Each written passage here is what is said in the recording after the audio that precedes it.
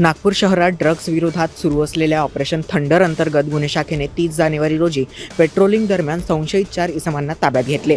त्यांच्या सिल्वर रंगाच्या Toyota Innova गाडीची पंचाच्या उपस्थितीत झडती घेतली असता त्यामधून तब्बल 5 किलो प्रतिबंधित गांजा सापडला। या कारवाईत गांजा, रोख रक्कम, 3 मोबाईल फोन आणि गांजा वाहतुकीसाठी वापरलेली 4 चाकी गाडी असा एकूण 6,47,000 रुपयांचा मुद्देमाल जप्त करण्यात आला। अटक करण्यात आलेल्या आरोपींनी हा गांजा ओडिशातील काटाबांजी येथील एका व्यक्तीकडून खरेदी केल्याची माहिती दिली। या प्रकरणी 4ही आरोपींविरोधात NDPS कायद्यानुसार गुन्हा दाखल करण्यात आला आहे।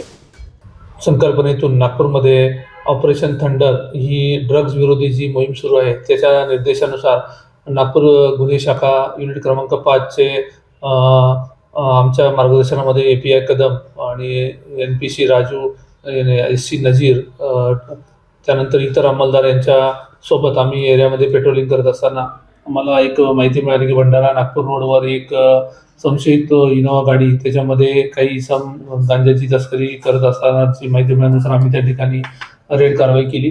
रेड कारवाई केल्यानंतर त्याच्यामध्ये आम्हाला काही 5 किलो गांजा, त्यानंतर काही रोख रक्कम, त्याचबरोबर काही मोबाईल हस्तगत केले। त्यांना आम्ही NDPS कायद्याअंतर्गत योग्य ती कारवाई करून त्यांच्या विरुद्ध पोलीस ठाणे पारडी या ठिकाणी आम्ही गुन्हा दाखल केलेला आहे।